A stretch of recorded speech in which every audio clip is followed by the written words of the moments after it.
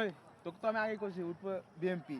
আমি কইছি উঠবো জামাত। আমি কইছি বিএমপি উঠবো মানে বিএমপি উঠবো। জামাত উঠবো বিএমপি উঠবো। তো দে তুই গায়ে দিস কে? তুই গায়ে দিস কে? এ তুই গায়ে দিস কে? এই শালা তুই গায়ে দিস কে? এই শালা তুই গায়ে দিস কে? এই শালা তুই গায়ে দিস কে? এই শালা এই শালা তুই গায়ে দিস কে?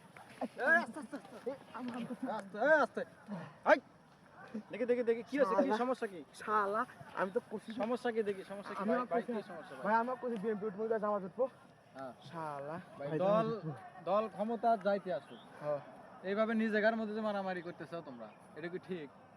12 তারিখ পর কি তোমার কোনো নেতা চিনবো? না তো ভাই জীবনেও চিনবো না।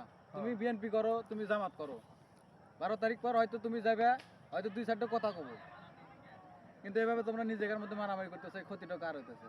আমারই ক্ষতি হইতেছে। তাহলে সবকিছু বুঝে শুনে করা লাগবে।